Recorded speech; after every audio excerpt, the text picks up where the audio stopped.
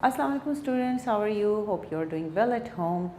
It's me Aram Khan and today we are going to learn about present continuous tense. Present continuous tense क्या होता है? इसके नाम से पता लग रहा है कि it shows the continuity of the present work. अभी जो इरा चल रहा है उसमें जो काम हो रहा है वो हम इस टेंस में शो करते हैं, इस टाइम पीरियड का जिक्र करते हैं प्रेजेंट कंटिन्यूस टेंस में।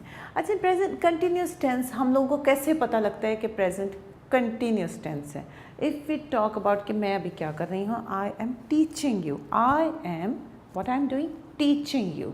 तो ये अभी मैं ये काम कर रही हूँ तो it's a continuous tense, it's a present tense. And which present tense? Continuous tense. Okay, इसकी फॉर्मेशन पे अगर हम जाएं तो फॉर्मेशन में हम लोग क्या करते हैं कि सबसे पहले हम लोग फॉर्म ऑफ वर्ब्स की तरफ जाते हैं। फॉर्म ऑफ वर्ब हम हमेशा कंटिन्यूस टेंस में फर्स्ट फॉर्म ऑफ वर्ब लगाते हैं। कौन सी फॉर्म ऑफ वर्ब लगाते हैं? First form of verb. और हमेशा जब आई एन जी का इस्तेमाल करते हैं, इसमें आई एन जी का जब इस्तेमाल करते हैं तो हम इसमें क्या बताते हैं? किसी काम की कंटिन्यूटी बताते हैं। जब हम किसी काम की कंटिन्यूटी में फर्स्ट फॉर्म ऑफ वर्ब के साथ आई एन जी लगाते हैं, कभी भी सेकंड या थर्ड फॉर्म के साथ आई एन जी नहीं आता, हमेशा फर्स्ट फॉर्म के साथ आता है। ठीक है, और इसके साथ हम लोग हेल्पिंग वर्ब्स यूज़ करते हैं। हेल्पिंग वर्ब्स कौन कौन से? इज़, आर या एम। इज़, आर, एम और हेल्पिंग वर्ब्स। हेल्पिंग वर्ब्स क्या होते हैं? ये हमें जो है मेन वर्ब को बताने में, टाइम पीरियड बताने में हेल्प करते हैं।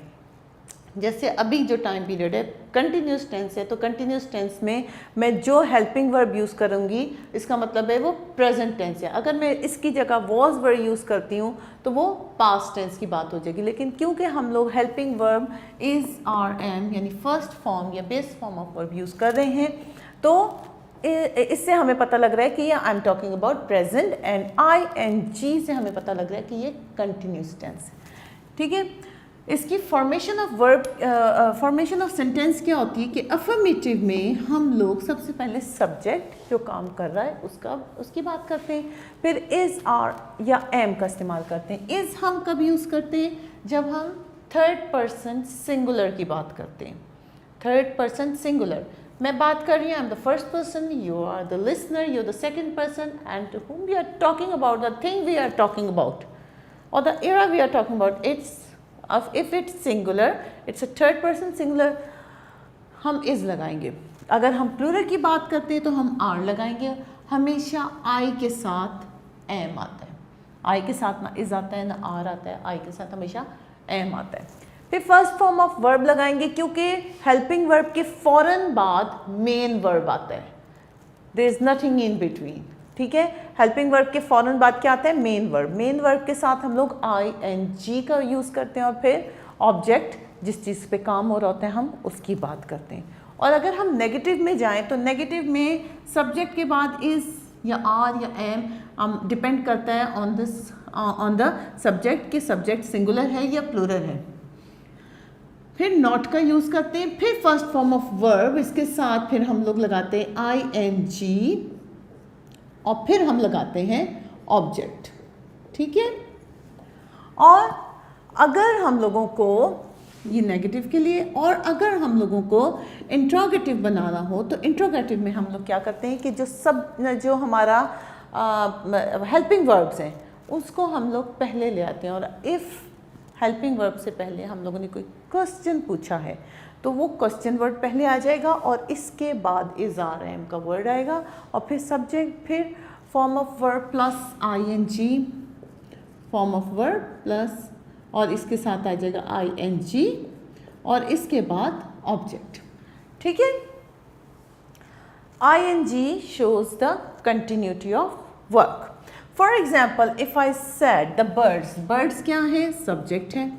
ठीक है, क्योंकि ये काम कर रहे हैं।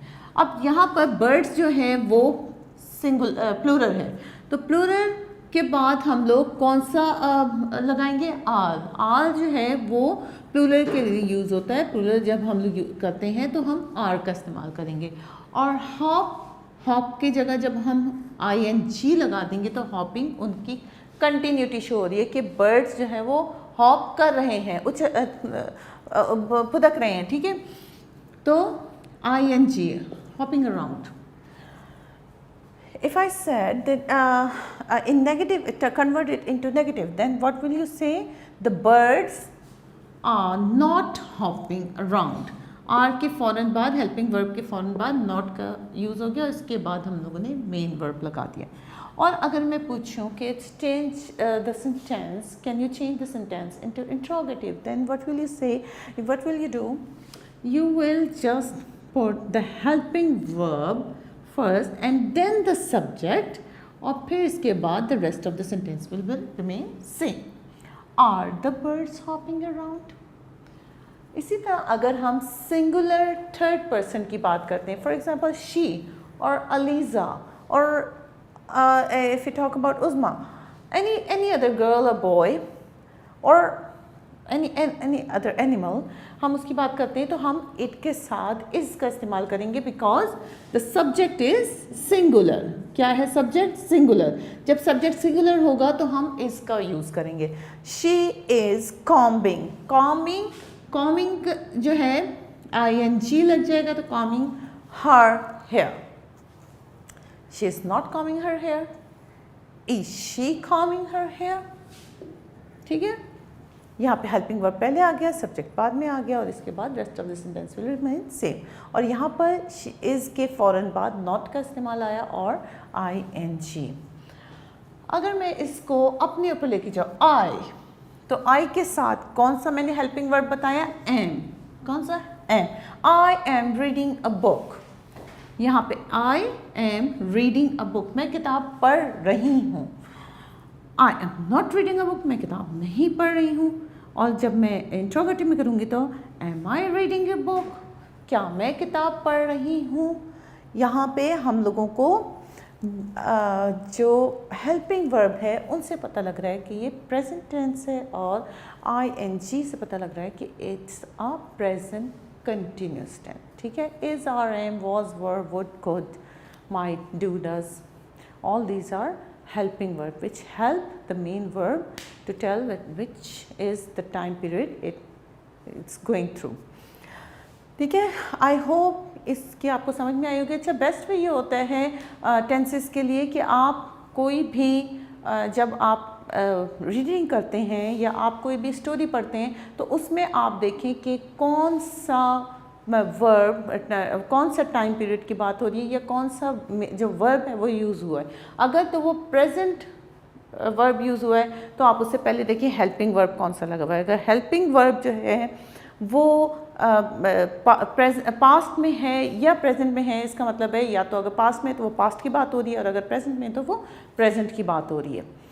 इसी ना बुक में आप देखें कि कौन सा पार्ट ऑफ स्पीच है, कितने नाउन्स यूज़ हुए हैं, तो ये आपकी बेस्ट ग्रामर प्रैक्टिस होती है. ठीक है, I hope you understand. Another part of speech that is adjective.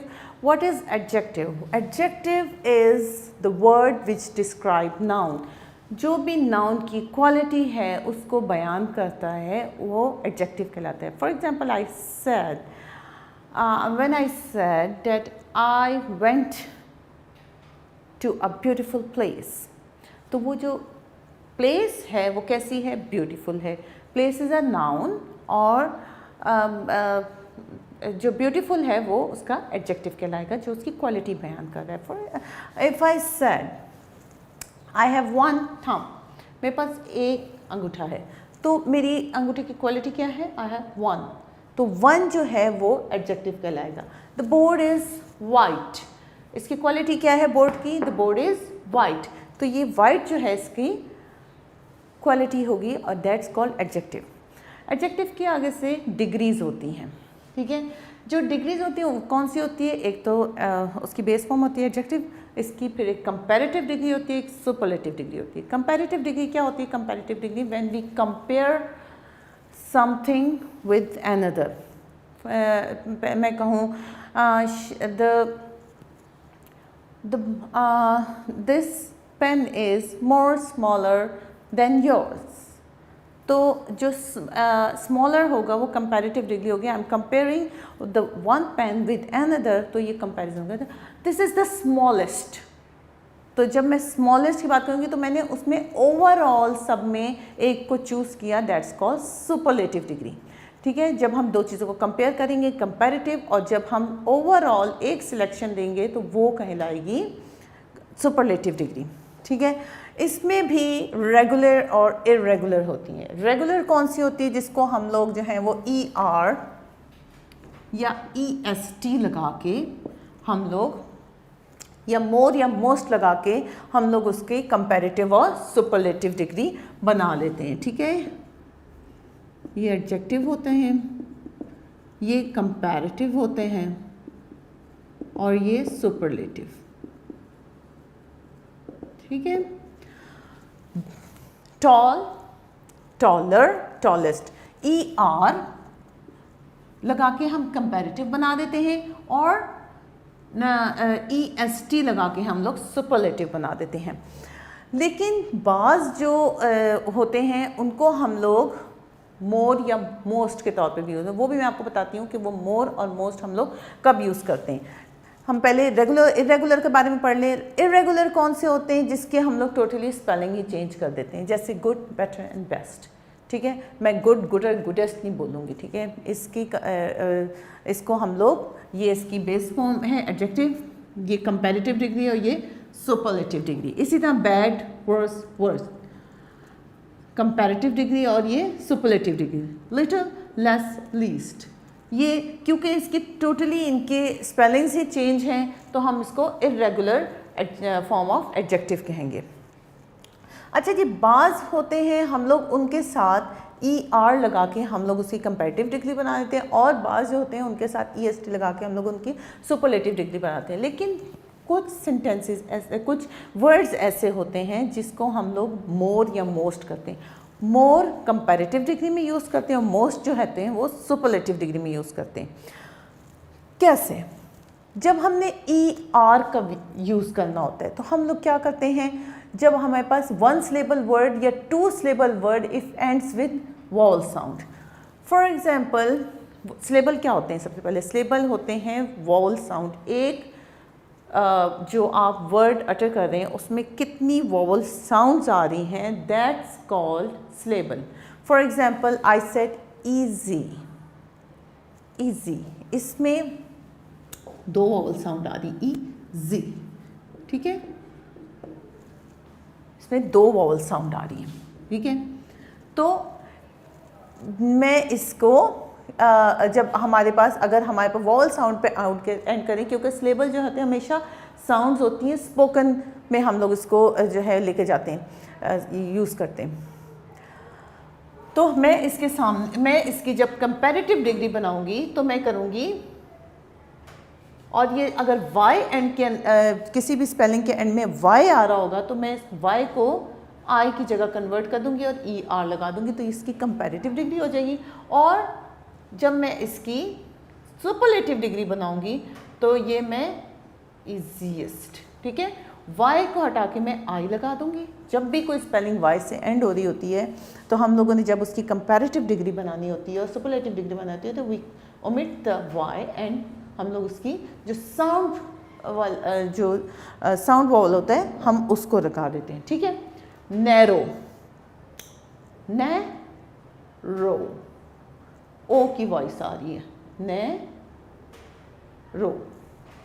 ठीक है, एक वॉवल ये आ रहा है और एक वॉवल ये आ रहा है, तो इसको भी हम लोग, क्योंकि टू सिलेबल वॉवल है तो टू सिलेबल वॉवल अगर वॉवल साउंड से एंड हो रहा है तो हम इसके साथ ER या EST लगा के हम इसका एडजेक्टिव बना लेंगे। कैसे? RROWER NARROWEST। ठीक है, ये याद रखना है कि वन सिलेबल साउंड, जैसे वहाँ पे मैंने कहा है टॉल, टॉल वहाँ पे वन सिलेबल साउंड है, वहाँ पर एक वॉवल की साउंड आ रही है तो हमने उसका टॉलर और टॉलेस्ट बना दिया, वन सिलेबल साउंड का ER और EST लगा के कंपैरेटिव और सुपरलेटिव डिग्री बना दी। और अगर टू सिलेबल साउंड है और इफ़ इट एंड्स विद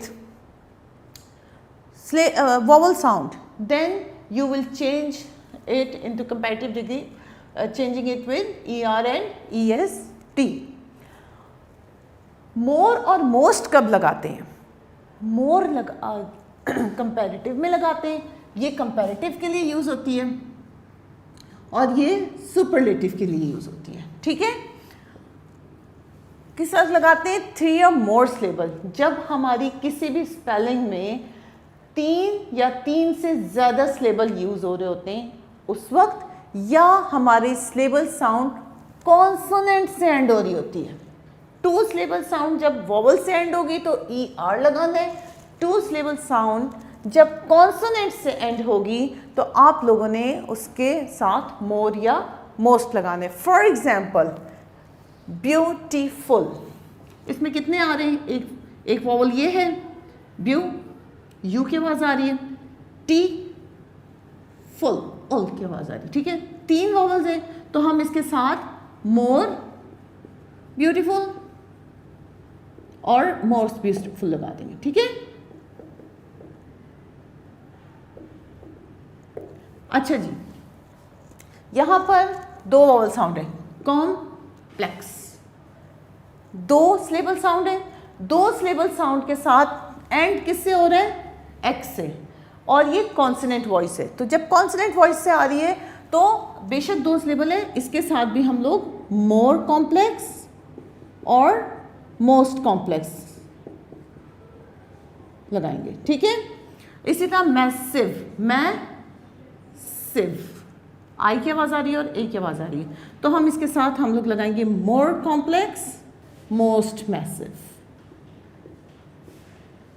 ठीक है, these are the rules to make the adjective. किस वक्त हमने मोर एंड मोस्ट का इस्तेमाल करना है और किस वक्त हम लोगों ने ER और EST का यूज़ करना है। ठीक है, I hope you understand. Till the next lecture, अल्लाह हाफिज़।